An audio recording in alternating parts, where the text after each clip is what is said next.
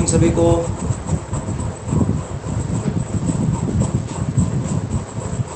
आवाज आ रही है सभी के पास? हाँ जी, आवाज आ रही है? ठीक। तो सभी बच्चे जुड़ जाएं, उसके बाद जो है हम अपनी क्लास शुरू कर लेते हैं। ठीक है, सभी बच्चे जुड़ जाएं, उसके बाद शुरू करते हैं। तो लास्ट टाइम हमने क्या पढ़ा था? हमने पढ़ा था शायद फेरोमैग्नेटिक सब्सटेंस। फेरोमैग्नेटिक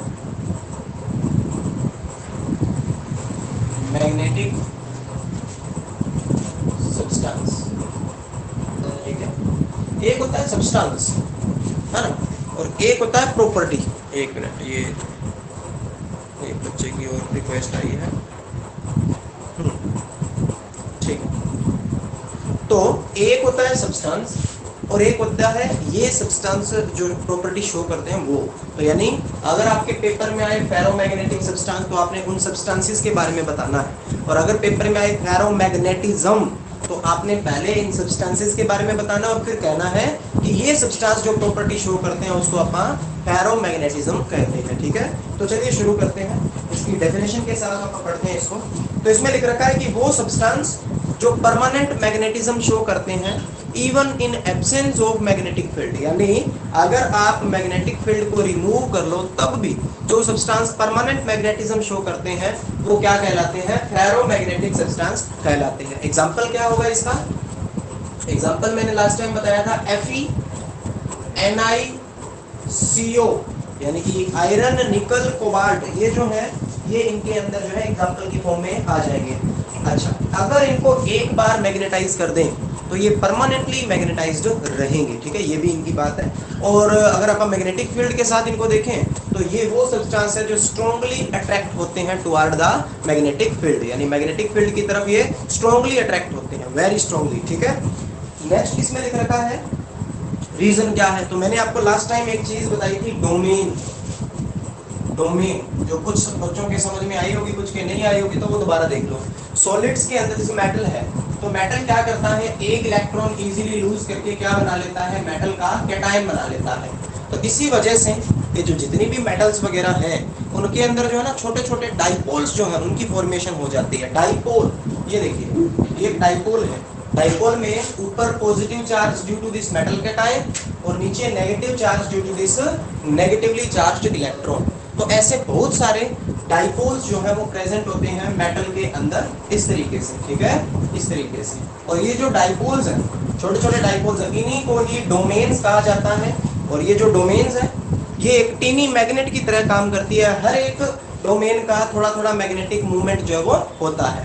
अब कहने का मतलब ये है कि ये जो डोमेन्स हैं आपको जो मैंने दिखाए हैं ये सारे के सारे एक ही डायरेक्शन में है। इसका मतलब इसका मैग्नेटिक मूवमेंट, इसका मैग्नेटिक मूवमेंट, इसका मैग्नेटिक मूवमेंट, इसका मैग्नेटिक मूवमेंट, सारा का सारा क्या हो जाएगा? ऐड हो जाएगा। ठीक है, इनको रिप्रेजेंट करने का ये भी तरीका है, एरो से भी रिप्रेजेंट कर सकते हैं। ये देखिए इस तरीके से, ये भी सिस्टम है इनका।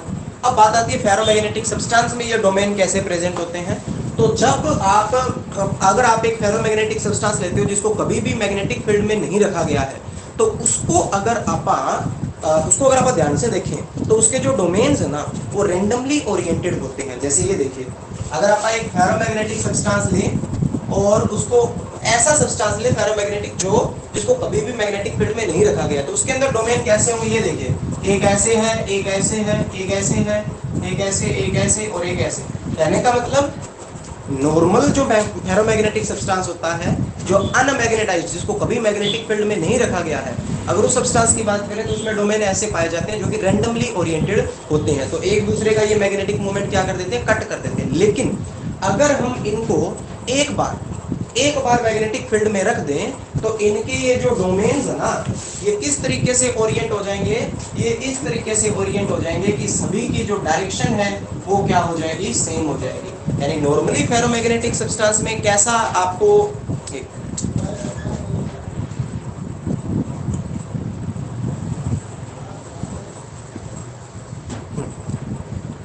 तो नॉर्मली आपको जो फेरोमैग्नेटिक सब्सटेंस है उसमें डोमेन्स कैसे पाए जाते हैं? कुछ इस तरीके के। ठीक है, और अगर आप उसको मैग्नेटिक फील्ड के अंदर रखें एक बार तो उसके जो डोमेन्स हैं वो इस तरीके से ओरिएंट हो जाएंगे एक ही डायरेक्शन में। तो अब होगा क्या, अगर आपने मैग्नेटिक फील्ड रिमूव भी कर दिया तो भी ये जो अपने डोमेन्स हैं ये ऐसे ही ओरिएंटेड रहेंगे। तभी तो कहते हैं कि ये ऐसे सब्सटेंस हैं जिनको एक बार मैग्नेटिक फील्ड में रख देते हैं तो ये परमानेंटली क्या हो जाते हैं, मैग्नेटाइज्ड हो जाते हैं। अब बात आती है कि इनका मैग्नेटिक मूवमेंट कितना होगा। तो देखिए इस डोमेन का मैग्नेटिक मूवमेंट इसका इसका इसका इसका सारों का मैग्नेटिक मूवमेंट ऐड हो जाएगा, जिससे इन सब्सटेंसेस का जो मैग्नेटिक मूवमेंट है बहुत ही ज्यादा हाई हो जाता है। तभी ये स्ट्रांगली अट्रैक्टेड होते हैं टुवर्ड द मैग्नेटिक फील्ड। ठीक है, तो ये था भाई फेरोमैग्नेटिक सब्सटेंस। ठीक है, क्लियर है फेरोमैग्नेटिक? हाँ जी, फेरोमैग्नेटिक क्लियर? बताइए बताइए। यस, ठीक है। हाँ जी, तो ये थे फेरोमैग्नेटिक सब्सटेंसेस। आप जब थ्योरी पढ़ोगे तब आपको थोड़ा सा और क्लियर होगा कि इसमें है क्या। मेन बात मैंने बता दी, ऐसे सब्सटेंस जिनको अगर एक बार आप मैग्नेटिक फील्ड में रख दें तो वो अगर एक बार, एक मिनट इसको थोड़ा सेट कर लेते हैं।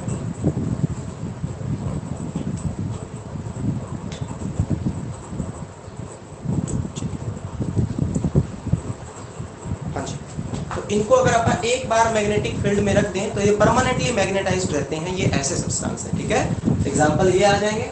और क्यों ये स्ट्रांगली अट्रैक्ट होते हैं toward the magnetic field? Due to the domains. Domains क्या होते हैं? छोटे छोटे डाइपोल्स जो मेटल के अंदर बनते हैं due to positively charged metal cation and negatively charged electron. इनकी वजह से छोटे छोटे डाइपोल बन जाते हैं, इनको डोमेन कहा जाता है। ये डोमेन खुद टीनी मैग्नेट की तरह काम करते हैं, इनका खुद का डाइपोल होता है। ठीक है, तो नॉर्मली जो अपना फेरोमैग्नेटिक सब्सटेंस है उसमें जो डोमेन्स है वो रैंडमली ओरिएंट होते हैं, लेकिन अगर इनको, इन सब्सटेंसेस को एक बार मैग्नेटिक फील्ड में रख दिया जाए तो इनके डोमेन जो है एक ही डायरेक्शन में ओरिएंट हो जाएंगे, जिनसे इन सभी का जो मैग्नेटिक मूवमेंट है वो ऐड अप हो जाएगा और ऐड होने की वजह से ये जो है आपका हाई मैग्नेटिक मूवमेंट वाले सब्सटेंस बन जाएंगे। तभी ये स्ट्रांगली अट्रैक्ट होते हैं toward the magnetic field. Next है anti ferromagnetic. Anti ferromagnetic substance. Anti ferromagnetic substance, तो चेक करते हैं उसमें क्या है। आसान है, बिल्कुल कुछ नहीं है। Anti ferromagnetic substance, anti ferromagnetic substance. तो चलिए देखते हैं इसमें डेफिनेशन में क्या लिखा हुआ है बुक के अंदर।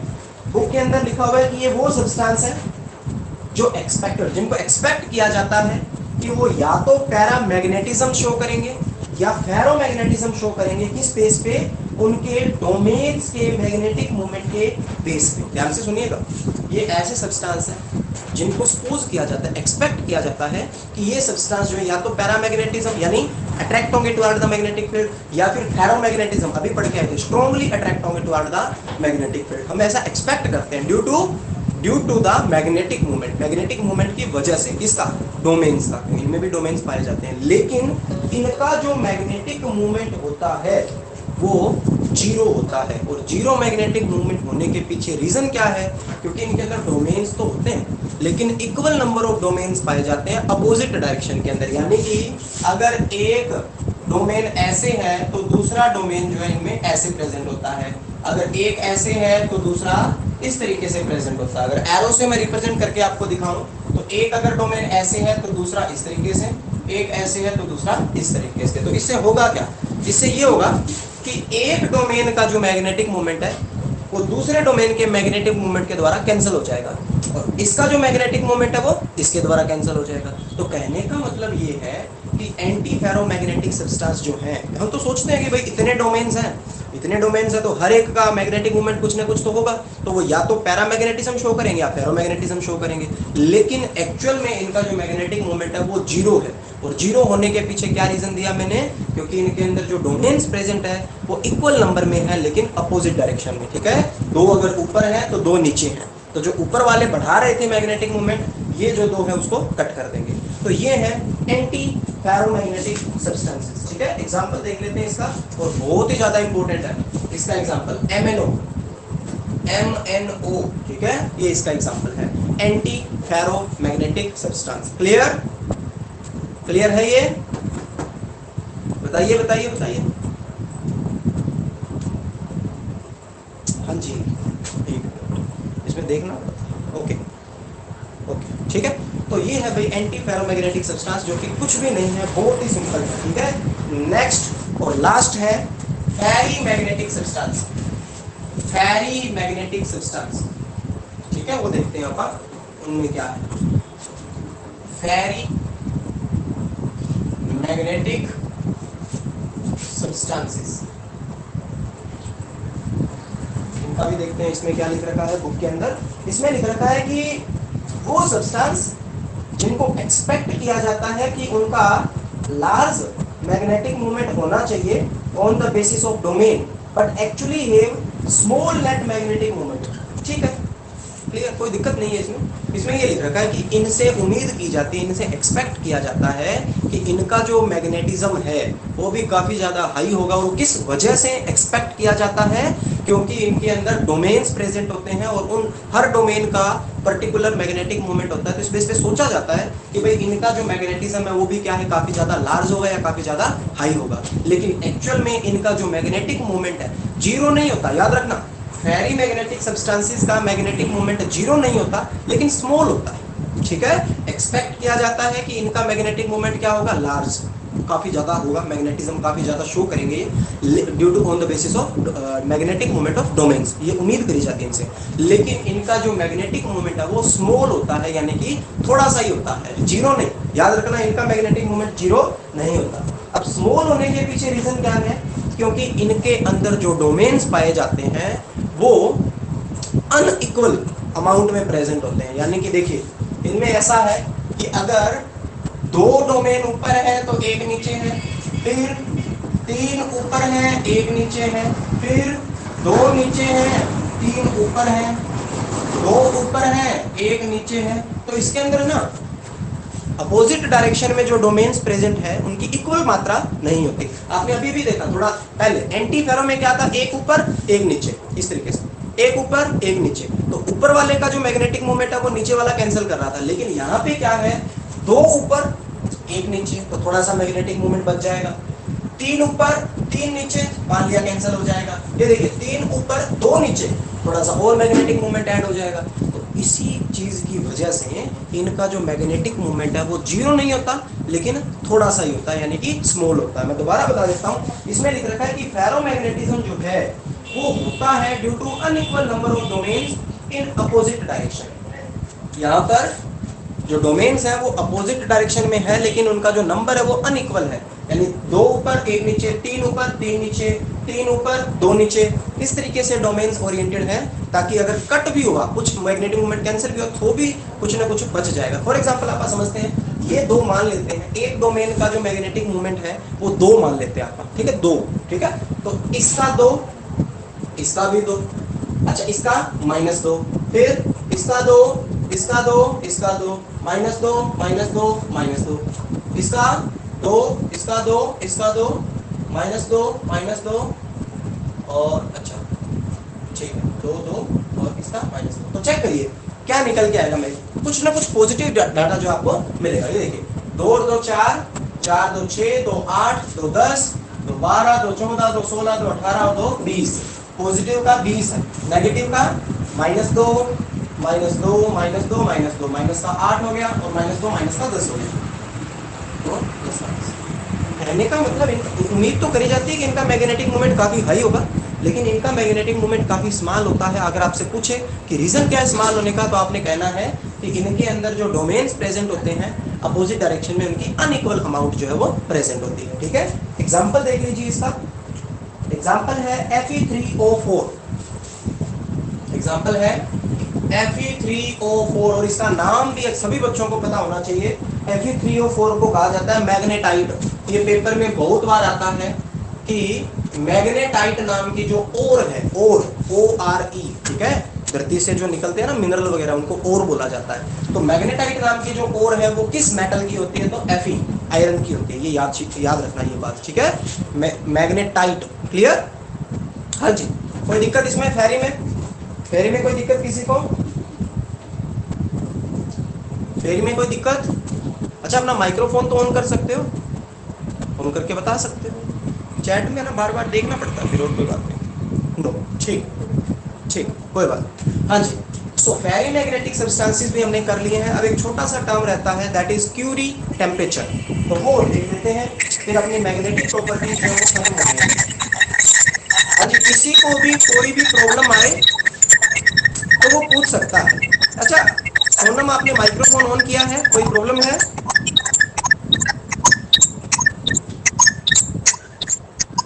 अगर कुछ चीज पूछनी है आपने तो ही आप अपना माइक्रोफोन ऑन करिए। आवाज नहीं आ रही सर। हाँ जी, आवाज नहीं आ रही। आवाज नहीं आ रही है? अपना वो फोन का वॉल्यूम जो है वो थोड़ा सा चेक करिए। बाकी सभी को साफ आ रही है आवाज क्या? बाकी सभी को सही आ रही है आवाज? Yes sir. अपना वॉल्यूम चेक करिए भाई सोनम।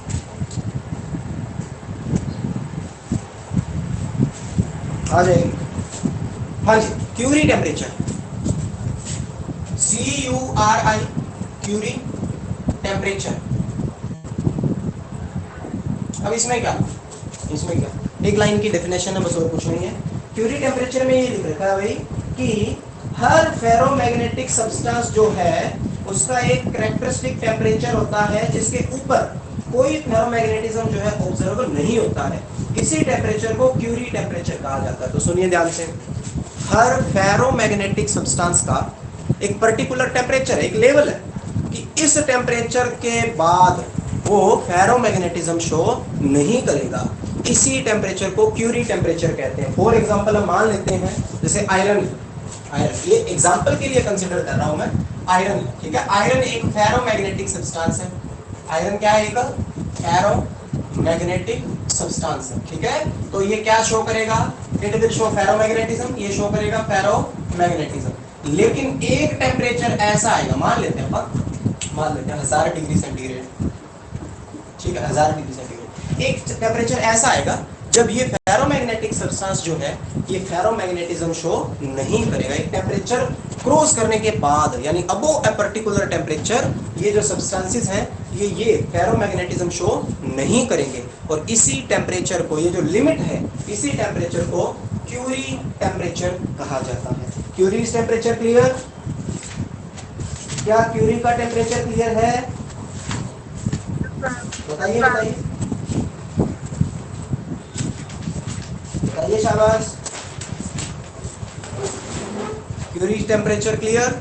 हाँ जी, चैट के अंदर लिख रहे हैं बच्चे, यस, ठीक है। सो क्यूरी टेम्परेचर, ठीक है। अब नेक्स्ट जो चीजें बच रही है, तो क्लियर, ये सिंपल सी बात है भैया। फेरोमैग्नेटिक सब्सटेंस एक पर्टिकुलर टेम्परेचर के अबोव फेरोमैग्नेटिज्म शो नहीं करते, उसी पर्टिकुलर टेम्परेचर को क्यूरीज टेम्परेचर कहा जाता है।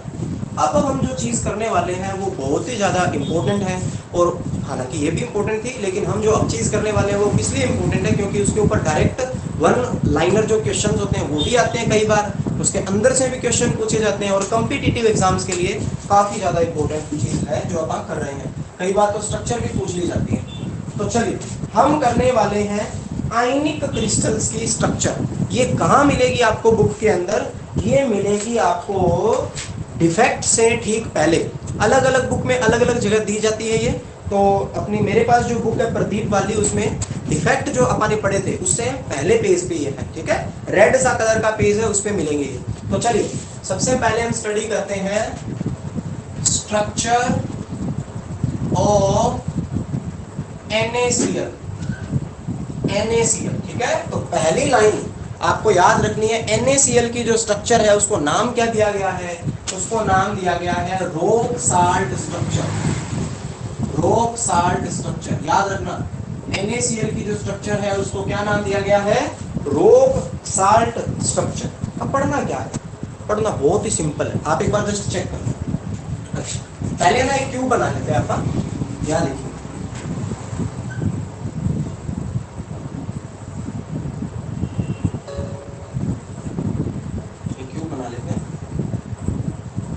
ये स्ट्रक्चर पढ़ रहे हैं आप NaCl की, ठीक है। अच्छा, NaCl में कैटायन कौन? NaCl में कैटायन कौन? कोई है कैटायन? NaCl में कैटायन कौन है?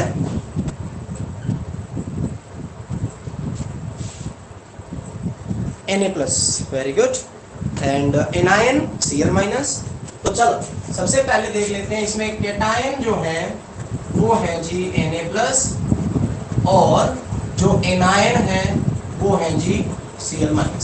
ठीक है, जनरली क्या होता है, जनरली की बात कर रहा हूँ, जनरली ये होता है कि जो पैकिंग का काम होता है, पहले भी मैंने बताया था एनायन का साइज बड़ा होता है, इसलिए मेनली जो पैकिंग करी जाती है वो एनायंस करते हैं। ठीक है, तो हमें जस्ट यही पता करना है कि Cl- इस क्यूब के अंदर कहाँ कहाँ प्रेजेंट है, Na+ कहाँ कहाँ प्रेजेंट है और उनकी कितनी संख्या है। तो सबसे पहले अपन लिख देते हैं कि जो एनायंस है, anions form packing, packing anions जो है वो पैकिंग फॉर्म करते हैं। और कौन सी पैकिंग फॉर्म करते हैं भाई, हाँ इसकी जो है ना, ध्यान से सुन लीजिए, इसकी फेस सेंटर्ड क्यूबिक अरेंजमेंट है। फेस सेंटर्ड क्यूबिक, इसका मतलब पार्टिकल्स कॉर्नर पे होंगे, प्लस में जो पार्टिकल्स हैं वो फेस के सेंटर पे होंगे। अब बात ये है कि पैकिंग कौन बनाएंगे, एनायंस जो है वो पैकिंग करेंगे। इसका मतलब अब देखते हैं पोजीशन ऑफ Cl-। Cl- कहाँ कहाँ प्रेजेंट है, पोजीशन ऑफ Cl- कहाँ कहाँ होंगे, एक तो ये होंगे जी कॉर्नर्स पे, और एक होंगे हर फेस के सेंटर पे, हर फेस के सेंटर पे। अच्छा पहले थोड़ा सा ये देख लो, Na को अपन रिप्रेजेंट करेंगे इस तरीके से, और Cl को रिप्रेजेंट करेंगे इस तरीके से। ठीक है, Na को रिप्रेजेंट करेंगे इस तरीके से, Cl को रिप्रेजेंट करेंगे इस तरीके से। सबसे पहले Cl पैकिंग बना रहा है, तो Cl को कॉर्नर और फेस सेंटर पे लगा दो। तो लगाते हैं, चलो ये लग गया जी एक कॉर्नर पे, ये दूसरे पे, ये तीसरे पे, ये चौथे कॉर्नर पे, ये पांचवें कॉर्नर पे, ये छठे कॉर्नर पे, ये सातवें कॉर्नर पे, और ये आठवें कॉर्नर पे। सभी कॉर्नर्स पे Cl- लग चुका है। अब हर फेस के सेंटर पे भी लगाना है, तो ध्यान से और मेरे साथ साथ चेक करना। एक ये लग गया जी ऊपर, एक ये लग गया जी नीचे, ये लग गया जी साइड वाली वाल में, ये लग गया इस वाली वाल में, ये लग गया बैक वाली वाल के अंदर, बैक वाली जो वाल है उसके सेंटर में, ये लग गया फ्रंट वाली जो वाल है उसके सेंटर में। तो कहने का मतलब ये है कि Cl- एनायन है, और वो जो एनायन है वो पैकिंग को फॉर्म कर रहे हैं, और कहाँ कहाँ प्रेजेंट है, कॉर्नर्स एंड फेस सेंटर पे। अब बात है कि Cl- इस यूनिट सेल में है कितने, वो भी जान लेते हैं। तो चलिए Cl-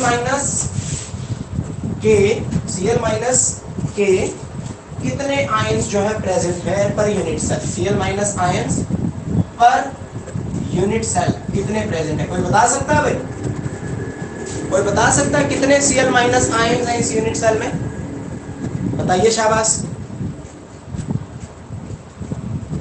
कोई भी, यहाँ पे हर एक को छूट है, किसी पे कोई लिमिटेशन नहीं, बताइए शाबाश। Cl- कितने होंगे इस यूनिट सेल में, how many Cl- are there, कोई ये मत कह देना 1 2 3 4 8 और 6 14 है जी, 14 कोई मत कह देना।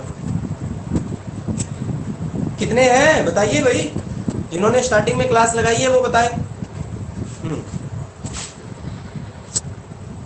4, रितु एंड मुस्कान ने कहा है 4। कैसे, देखो भाई कॉर्नर है 8, हर कॉर्नर का कंट्रीब्यूशन 1/8, प्लस में फेस सेंटर है 6, हर फेस सेंटर का कंट्रीब्यूशन होता है 1/2, आंसर आ जाएगा 4। तो 4 Cl- आयन जो है वो प्रेजेंट है पर यूनिट सेल के अंदर। हर यूनिट सेल में कितने Cl- आयन प्रेजेंट है, 4। ठीक है, अब बात कर लेते हैं Na+ की, यहाँ पे बात कर लेते हैं Na+ की, यानी पोजीशन और Na+। तो Na+ कहाँ कहाँ प्रेजेंट है, all octahedral voids, all octahedral voids. बताइए भाई ऑक्टाहेड्रल वॉइड कहाँ कहाँ थे, पोजीशन में मैंने करवाया था, Na+ सभी ऑक्टाहेड्रल वॉइड्स में है। ऑक्टाहेड्रल वॉइड्स कहाँ कहाँ होते हैं बताइए, बताइए फटाफट, वेयर आर ऑक्टाहेड्रल वॉइड्स, कोई बताएगा, चलो मैं बता देता हूँ। एक ऑक्टाहेड्रल वॉइड होता है बॉडी के सेंटर में यहाँ, तो एक Na+ मिल जाएगा आपको यहाँ पे।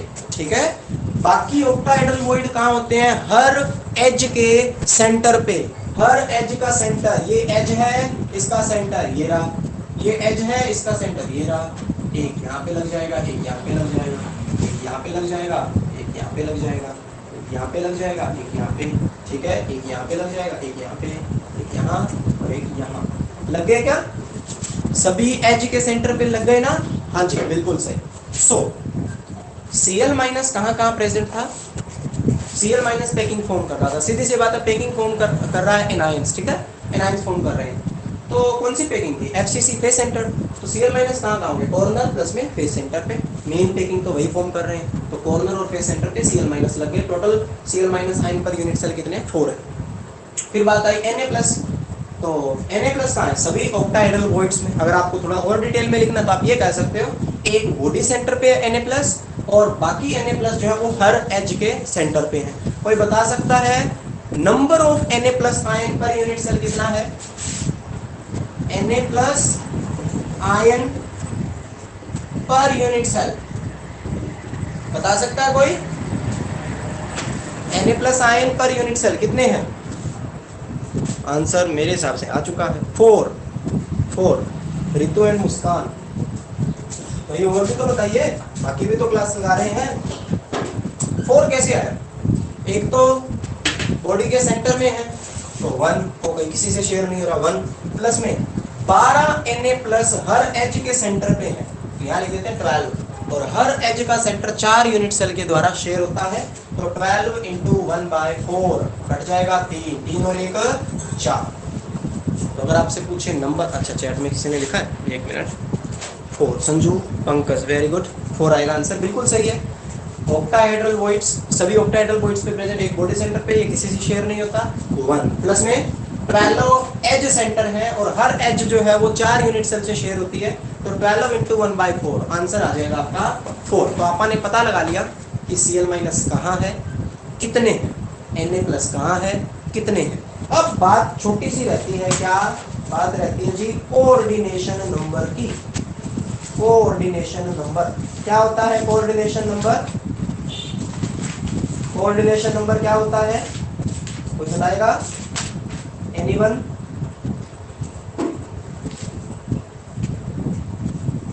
कोई भी अगर इच्छुक हो बताने के लिए तो बता सकता है। हाँ जी, सो कोऑर्डिनेशन नंबर क्या है?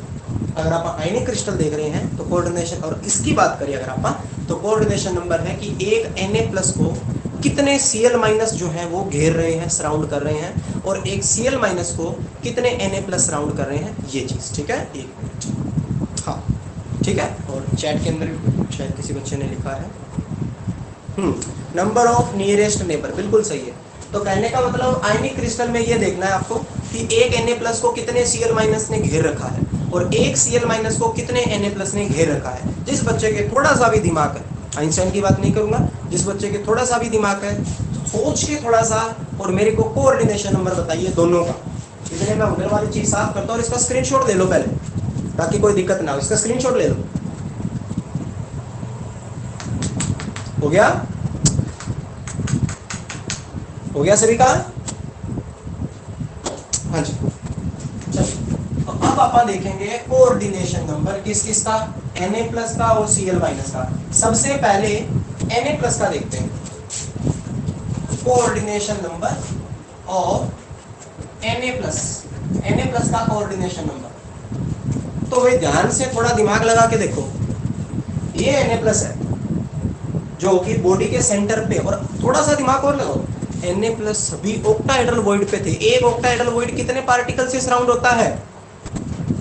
एक ऑक्टाहेड्रल वॉइड कितने पार्टिकल से सराउंड होता है? आंसर 6, बिल्कुल सही। किसने आंसर दिया है? योगेश ने 6 लिखा है, रितु ने 6 लिखा है, बिल्कुल सही।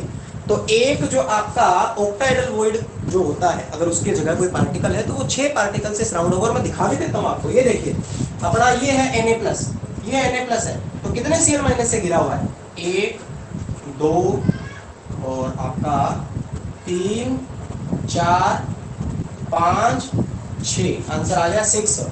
कोऑर्डिनेशन नंबर Na प्लस का कितना है? 6 है। इसका मतलब एक Na प्लस को 6 Cl माइनस जो है वो घेर रहे हैं। कहीं पे भी देख लो, कहीं पे भी देख लो, ये देखो, इसको देखो, ये एक Na प्लस है, इसको कितने Cl माइनस राउंड कर रहे हैं, देखना 1 2 3, तीन तो यही हो गए। अच्छा, एक जेड एक्सिस, एक ऊपर एक नीचे, एक अगर इधर से राउंड कर रहा है तो इधर वाली यूनिट सेल में भी होगा। अच्छा, और एक ये जो आपका होगा कौन सा, ये वाला, ये इसको सराउंड करेगा तो इधर भी कोई होगा।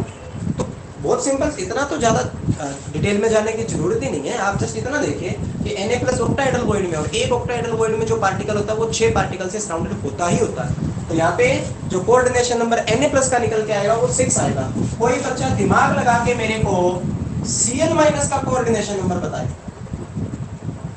Cl माइनस का कोऑर्डिनेशन नंबर कोई भी बता सकता है, किसी पे भी कोई लिमिट नहीं है, किसी का मैंने माइक ऑफ नहीं कर रखा है, कोई भी बता सकता है, छूट है बिल्कुल, है ना। हाँ जी, कोई भी आंसर दे। Cl माइनस का कोऑर्डिनेशन नंबर कितना, Cl माइनस का कोऑर्डिनेशन नंबर देख लो, देख के बता दो, कोई बात नहीं। Cl माइनस का कोऑर्डिनेशन नंबर कितना,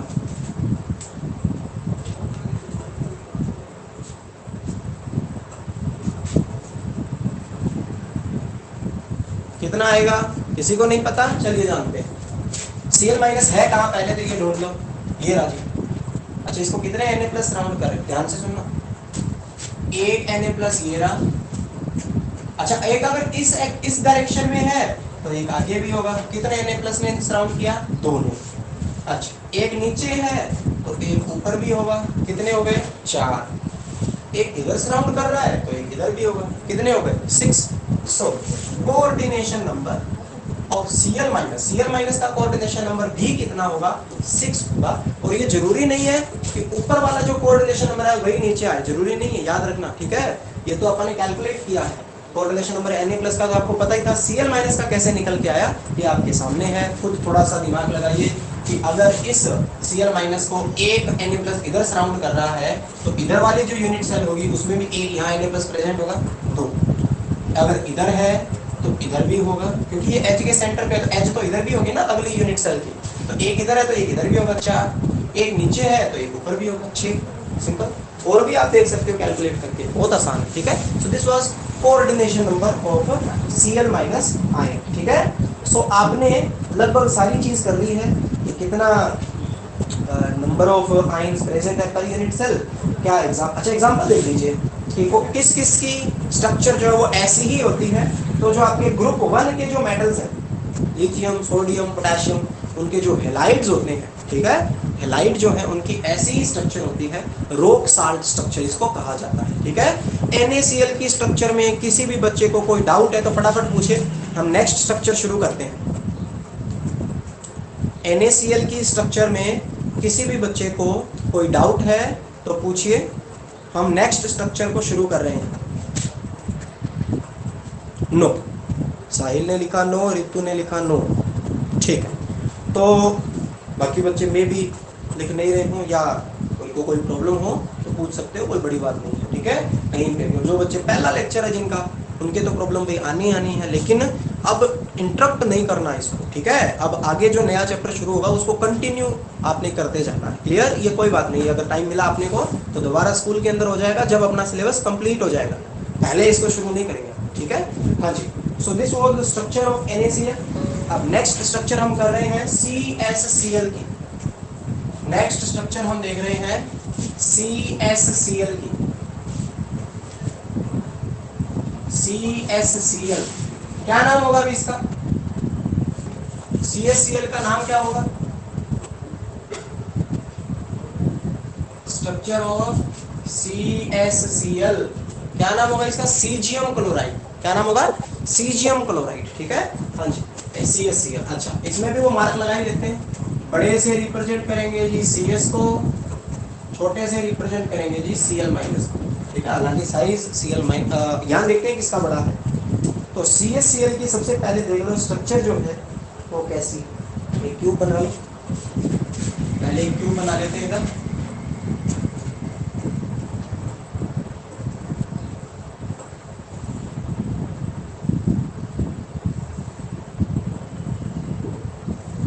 ठीक, क्यूब बन गया जी। अच्छा, कैसी पैकिंग है जान लेते हैं। जो अपना CSCl है उसके अंदर BCC अरेंजमेंट पाई जाती है, यानी कि बॉडी सेंटर्ड क्यूबिक अरेंजमेंट पाई जाती है। और यहाँ पर गौर करना, यहाँ पर जो अपना सीजियम का आयन है, सीजियम प्लस जो आयन है वो प्रेजेंट होता है बॉडी सेंटर पर, और Cl माइनस आयन जो है वो प्रेजेंट होते हैं कॉर्नर्स पर। तो सबसे पहले पोजीशन देख लेते हैं, position of caesium plus ion. Caesium plus ion कहाँ होता है? एट बॉडी सेंटर, वो बॉडी सेंटर पे पाया जाता है सीजियम प्लस, ठीक है, यहाँ पे बना दो, ये क्लियर। अच्छा, बाद में जानते हैं position of Cl minus ion. Cl minus ion कहाँ है? एट कॉर्नर्स, कहाँ पे है? कॉर्नर्स पे है, लगा दो, 1 2 3 4 5 6 7 8। तो पोजीशन तो क्लियर ही हो गई अपने को, एक सीजियम बड़ा बॉडी सेंटर पे, Cl माइनस जो है सभी के सभी कॉर्नर्स पे। मेरा क्वेश्चन है, बहुत ही सिंपल सा क्वेश्चन पूछूंगा, बताइए number of caesium plus ion per unit cell कितने हैं? Number of caesium plus ion per unit cell कितने हैं? चैट में लिख रखा है 1। रितु, संजू, सभी का आंसर 1 है, और आना भी चाहिए 1। पंकज, सुनील, वैसे कोई जरूरी नहीं है, हाँ रिप्लाई आप अगर कर रहे हैं इसका मतलब आपको पता है, ठीक है, सिंपल सी बात है, इससे थोड़ा आइडिया लगता है कि आप जुड़े हुए हो क्लास से, ठीक है। हाँ जी, सो CS प्लस आयन का जो संख्या है, नंबर है, कितना है? 1, क्योंकि एक ही है जो बॉडी सेंटर पे और किसी के द्वारा शेयर नहीं हो रहा, तो सीजियम प्लस आयन की संख्या है 1। Next question, number of Cl minus ion per unit cell कितने हैं भाई? Number of Cl minus ion per unit cell कितने हैं? 8 कॉर्नर्स पे हैं, तो 8 होगा क्या? 1, वेरी गुड, 1 होगा। कैसे? Cl माइनस आयन है कॉर्नर्स पे, 8 कॉर्नर्स हैं। अच्छा, हर एक का कंट्रीब्यूशन 1/8 है, तो आंसर आ जाएगा 1। अच्छा, कई बार ना कंफ्यूज करने के लिए ये भी पूछते हैं, caesium plus ion per unit cell कितने? आप देख लोगे बॉडी सेंटर पे है 1। Cl minus ion per unit cell कितने? आप देख लोगे कॉर्नर पे है 8, हर एक का कंट्रीब्यूशन 1/8, आंसर आ जाएगा 1। लेकिन कई बार ये पूछते हैं ना, number of CSCl per unit cell, CSCl per unit cell, ये CSCl जो है ये कितने होते हैं पर यूनिट सेल? तो देखिए, सीजियम प्लस 1, Cl माइनस भी 1, तो CSCl भी कितने होंगे? 1। सिंपल, CSCl कितने होंगे? एक ही होगा। सीजियम पर यूनिट सेल कितना है? 1। Cl minus per unit cell कितना है? 1। तो आंसर भी कितना आएगा आपका? 1 आएगा। Number of CSCl per unit cell भी 1 आएगा। अब आती है बहुत ही इंपॉर्टेंट चीज की बात, दैट इज कोऑर्डिनेशन नंबर। मैं आपको आसान सा काम दूंगा, सीजियम प्लस का कोऑर्डिनेशन नंबर निकालिए, सीजियम प्लस का कोऑर्डिनेशन नंबर निकालिए और चैट में लिखिए coordination number of caesium plus, coordination number of caesium plus, यानी सीजियम प्लस आयन को कितने Cl माइनस ने सराउंड कर रखा है? चेक करता हूं मैं कितना है, 8। संजू ने लिखा है 8, साहिल ने भी लिखा है 8, और भी बच्चे लिख रहे हैं 8। ठीक है, देखिए भाई ये CS प्लस है, हम इसका कोऑर्डिनेशन नंबर निकालें, मतलब इसको कितने Cl माइनस आयन सराउंड कर रहे हैं आपके सामने, ये देखो 1 2 3 4 5 6 7 8। तो सीजियम प्लस का कोऑर्डिनेशन नंबर आ गया जी 8। अब आते हैं मुश्किल बात पे, coordination number of Cl minus ion, Cl minus ion का कोऑर्डिनेशन नंबर कितना? यहाँ थोड़ा सा दिमाग लगाना पड़ेगा, और दिमाग बहुत ही थोड़ा सा लगाना है। कैसे? थोड़ा सा जूम करिए कि Cl माइनस आयन जो है वो कॉर्नर पे प्रेजेंट है, और आप सभी को पता है कि कॉर्नर वाला पार्टिकल पूरा का पूरा अपने वाली यूनिट सेल में नहीं है, वो 8 यूनिट सेल में बटा हुआ है, और हर यूनिट सेल में सेंटर में कौन है? सीजियम। थोड़ा दिमाग लगाइए, थोड़ा दिमाग पे जोर डालिए, इसको देखो ध्यान से, ये Cl माइनस है, ये क्या सारा का सारा अपनी यूनिट सेल में? नहीं, ये 8 यूनिट सेल में बटा हुआ है, 4 नीचे और 4 ऊपर। हर यूनिट सेल के सेंटर में कौन है, सीजियम। तो इसका कोऑर्डिनेशन नंबर कितना, यानी ये कितने सीजियम प्लस आयंस को टच कर रहा है या कितने सीएस प्लस आयन इसको टच कर रहे हैं, कितना आंसर आएगा, थोड़ा दिमाग लगा के सोचिए। एक तो ये इस यूनिट सेल में इस सीएस को टच कर रहा है 1,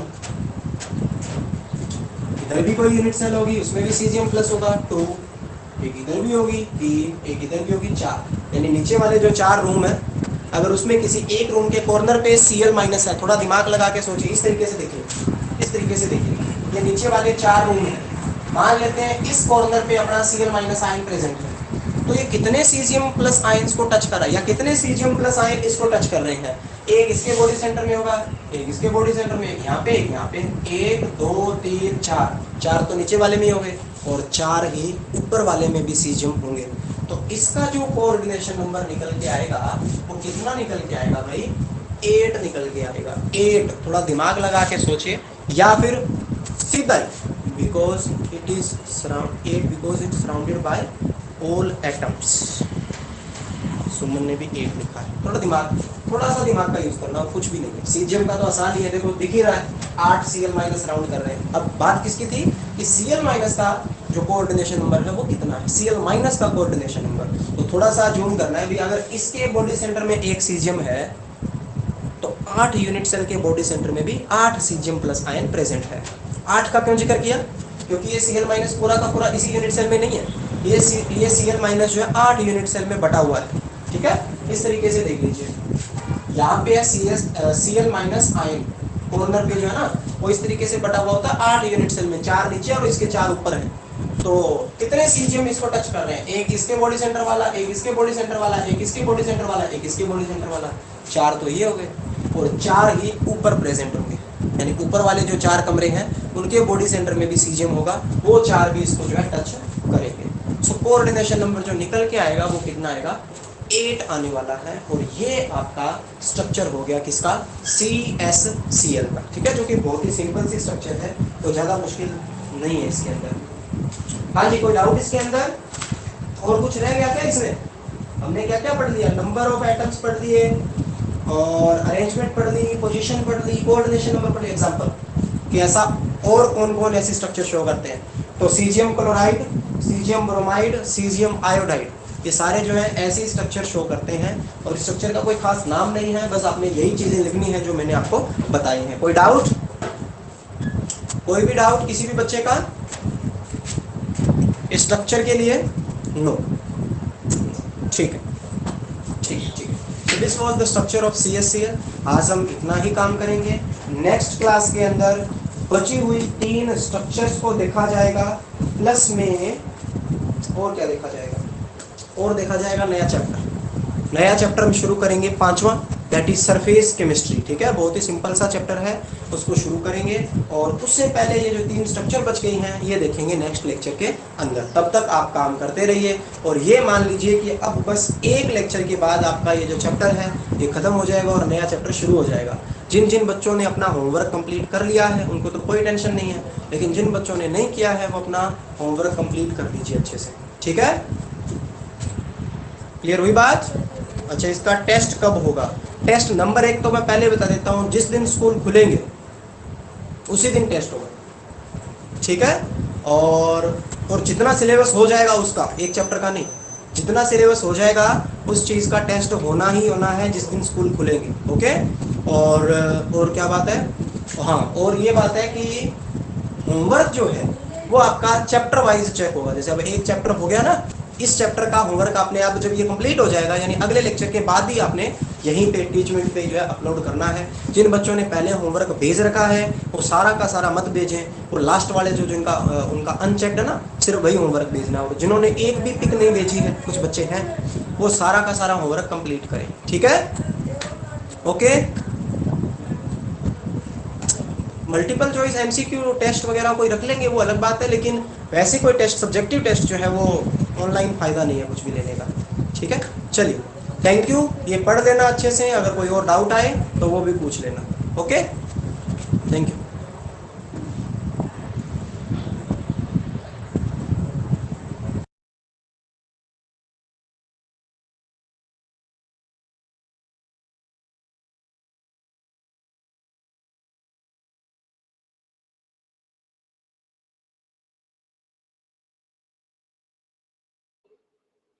हेलो। क्या भाई? ठीक है। क्या कर रहा है? की कोनी। काम को कंप्लीट है ये? एम ई कंप्लीट है। ओह। काम करांगा एक दो दिन में। अच्छा। ये बेली को निमाए कौन करना लग रहा? ए बेरो कोनी बे ओ पंकज सुतार हाँ वो तो गयो। केवल है बोल। बहन समझ समझ में आवेगी यार। अरे ये बस थोड़ा मोटो एक आई डेफिनेशन समझ में आई गल है। बाकी केस में टाइम पास हुई है। टाइम पास ही है तो। हाँ। आलोक उतार ली।